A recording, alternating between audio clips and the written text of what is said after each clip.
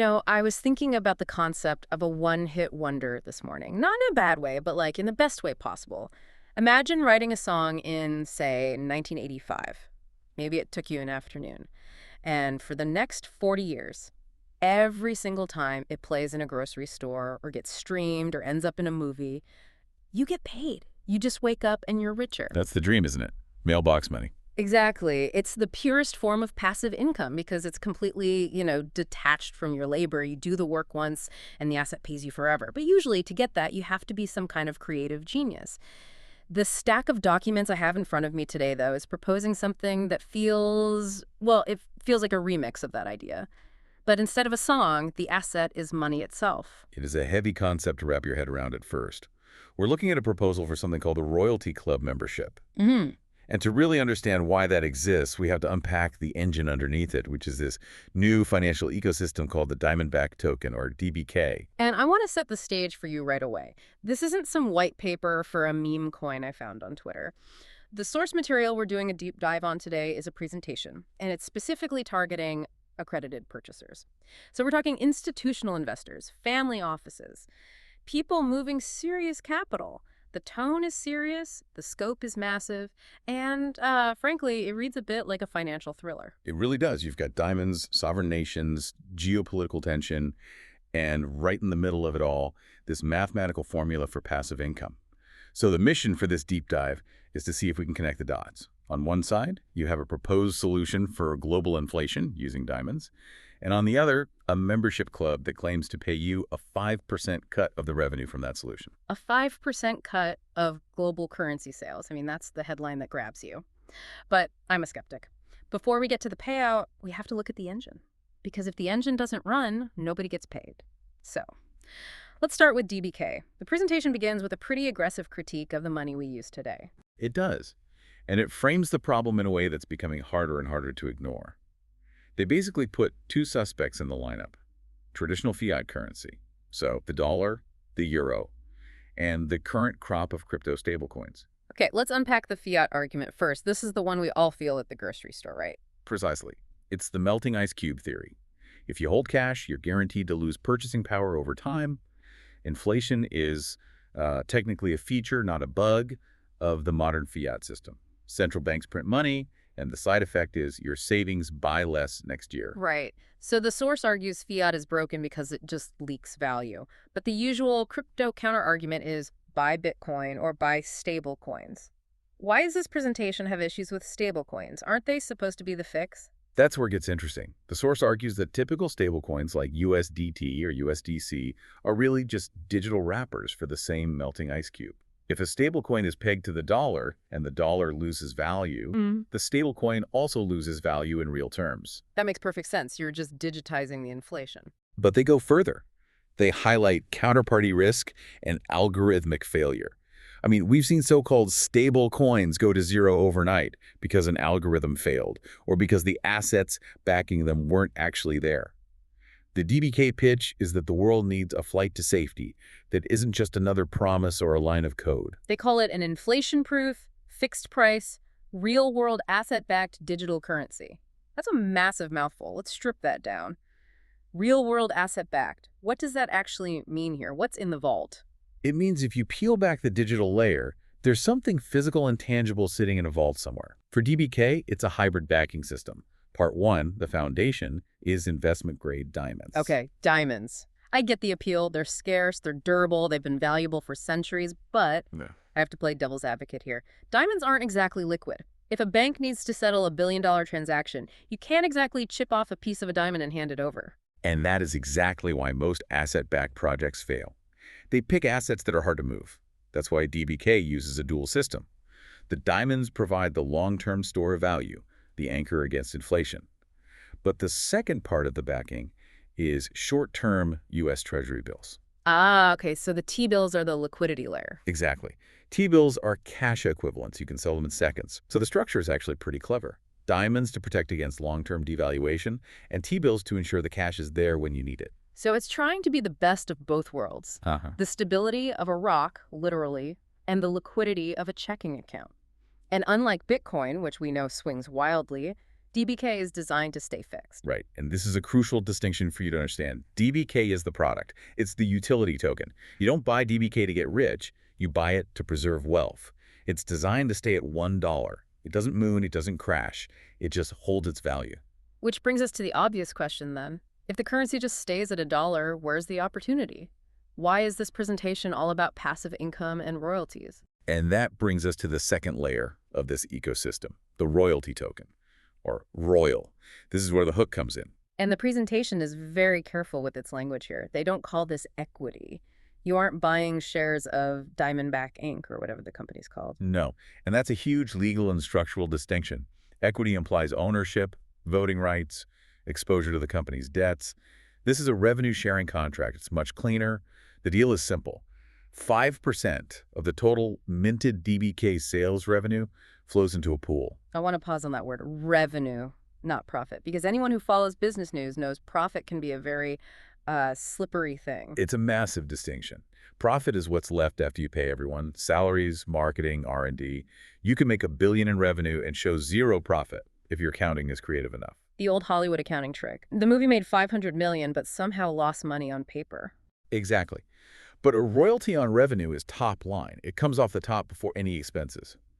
Every time a unit of DBK is minted and sold, 5% of that sale goes to the royalty club, period. It removes a lot of the trust you need in a typical dividend model. Okay, let's run the math from the source because the numbers get big really fast. They use a benchmark example of $1 billion in global sales. Right. So let's walk through it. Imagine the DBK ecosystem sells $1 billion worth of the currency in a year, which, in global finance, $1 billion is a pretty small starting point, but let's use it. 5% of that billion is $50 million. That $50 million is the royalty pool for that year. Okay, $50 million in the pot. How many people are splitting that? The supply of these royalty tokens is strictly capped. Mm. There are 20 million tokens. That is it. There's a phrase in the document, zero additional issuance. They can't just print more later and dilute you. So it's a fixed pie. And the example in the documents mentions a holder with 20,000 tokens. That's 0.1% of the total supply. All right, so you do the math. If the pot is $50 million and you own 0.1% of that pot, your payout for the year is $2.5 million. $2.5 million a year from a passive hold. That. Well, it sounds too good to be true, doesn't it? It feels like a lottery ticket. It does, but you have to remember the variable. It all relies on that $1 billion sales figure. If nobody uses DBK, 5% of zero is zero. The engine has to run. So we need to pivot to the why. Why would anyone actually use this? I can already pay for things with Visa. I can store value in gold. Why do we need diamond-backed crypto? The source material talks about a sovereign use case. This isn't really about you and me buying coffee, is it? Not at first, no. The scale here is geared towards nations, specifically developing nations and what we call small economies. This connects to that concept of diamond monetization in the report. I found this fascinating. It totally flips the script on how we think about national wealth. It really does. Okay, let's create a scenario. Think about a country like Angola. They have massive diamond reserves in the ground. That's potential wealth. But to use it, they traditionally have to mine it, sell it to a foreign broker, usually at a discount, and convert it into US dollars. Right, they're price takers. And once they sell the diamond, it's gone. And they're stuck holding dollars, which, as we said, are losing value. Correct. They're trading a hard asset for a soft one. The DBK proposal offers an alternative. It says, don't sell the diamonds, deposit them. Walk me through that. How does that work? The nation deposits their rough diamonds into a custodial vault in the ecosystem. The diamonds are audited and appraised. And against that value, DBK is minted. The nation now has a liquid, spendable digital currency backed by their own resources. It's like taking out a home equity line of credit, but the house is a diamond mine. That's a great analogy. It lets them unlock the value of the resource without losing ownership of the asset itself. And they aren't forced to convert into a fiat currency that's losing value every year. And this leads right into the neutrality argument the sources really hammer home. We're in a weird geopolitical moment. You've got the G7 and the dollar on one side, and then the BRICS nations trying to build their own system on the other. It's a very polarized world. If you're a neutral country, picking a side is dangerous. If you use the dollar, you're tied to the US Fed. If you join BRICS, you risk fallout from the West. And DBK is trying to be the Switzerland of money. Exactly. It claims to be apolitically neutral. It isn't backed by a government's promise or an army. It's backed by geology and math. For a finance minister, that's a very attractive hedging strategy. You aren't betting on Biden or Putin, you're betting on the asset. But grand theories are one thing, execution is another. The documents highlight a specific beachhead for this. The Philippines. Why there? It's a strategic play. The Philippines is one of the remittance capitals of the world. Billions of dollars flow into the country every year from overseas workers sending money home. And right now, they lose a huge chunk of that to transfer fees. So it's a perfect test kitchen for a better payment rail. Precisely. But more importantly, DBK has secured a license there. It's under something called CEZA, the Cagayan Economic Zone Authority. CEZA. I've heard of this. It's a regulatory sandbox, right? It is. It's a government-sanctioned zone designed to test new financial technologies. The license they hold is for a Digital Asset Token Offering, or DATO. This is a huge credibility signal in the source material. Why is that license so important? Why not just launch on the blockchain? Because if you want sovereign use cases, you cannot be a rogue operator. A central bank won't do business with some anonymous org that exists on a Discord server. They need a legal entity, a regulator, a framework. The CEZA license proves they're playing by the rules. It's the bridge from the Wild West of crypto to the world of international banking. Correct. It lets them integrate with real banks, issue debit cards, offer IBAN accounts. They aren't just building a coin, they're building the plumbing to actually use it. Okay, let's loop back to the royalty token, because the valuation mechanics are interesting. We said the supply is capped at 20 million, but the sales sheet here shows a tiered pricing structure. Yeah, this is classic early adopter incentivization. There are only 1,000 units available in total, and a unit is just a bundle of these royalty tokens. The price per token starts at tier 1, let's say around $1. Once those sell out, the price for the next batch automatically jumps up. So the source mentions later tiers hitting $12.50. If you got in at $1, you're already up 12x on paper just because the inventory is shrinking. Right. It rewards the people who take the risk first. But the long-term projection in the documents is much wilder. They're projecting token values of $50 to $100 in year 3 and potentially over $1,000 in year 10. Okay, I have to stop you there. A jump from $1 to $1,000? That sounds like moon boy math. That's hype. How do they justify a valuation like that? It actually isn't hype. It's just basic yield math. It comes back to the revenue stream. In traditional finance, how do you value a rental property? You look at the rent it generates. If a house pays you $100,000 a year in rent, that house is worth millions. Okay, I see where you're going with this. If the DBK ecosystem scales to that global level, and that single token you bought for $1 starts paying you, say, $50 or $100 a year in royalties, then the token itself is an incredibly valuable asset. Exactly. Investors will pay a massive premium to own that cash flow. If a bond pays 5%, it's worth X.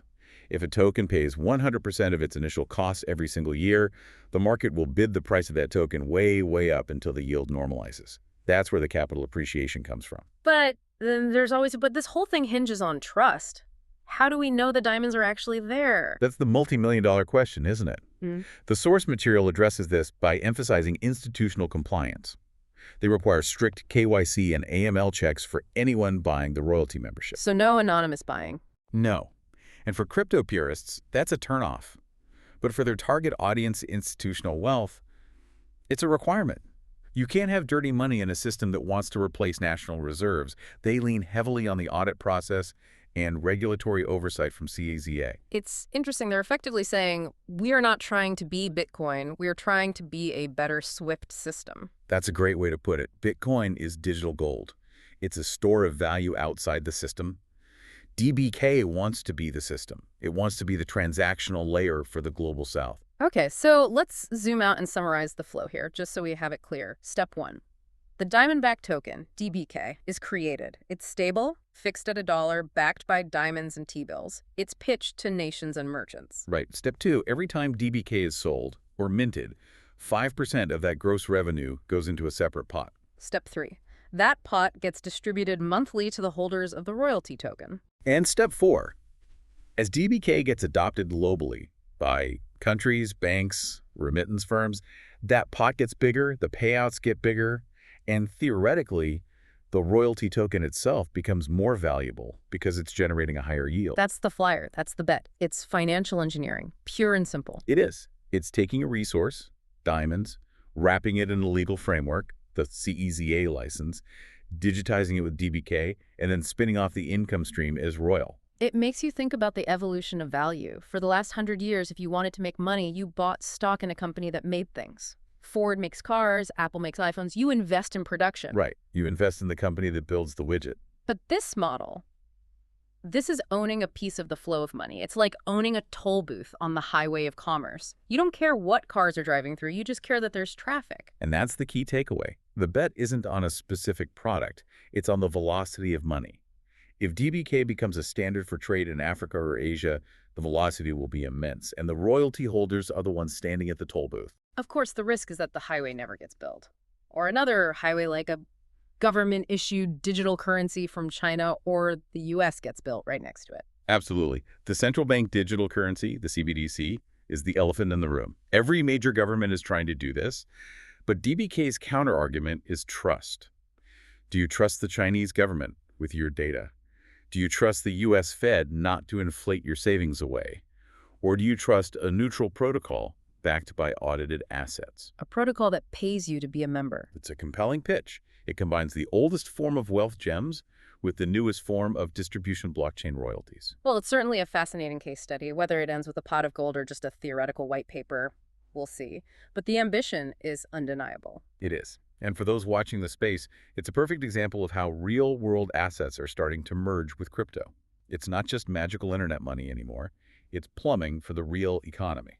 And that seems like the right place to wrap this deep dive. We've unpacked the engine, the opportunity, and the huge geopolitical bet behind the Diamondback ecosystem. It's been a fascinating look under the hood. I want to leave you with one final thought to mull over.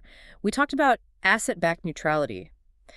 If money is just a tool for trade, does it make more sense for that tool to be owned by a government with a political agenda or by a decentralized network of royalty holders who just want the system to work? It's a question that might just define the next decade of finance. A big question indeed. Thanks for diving in with us. We'll see you on the next one.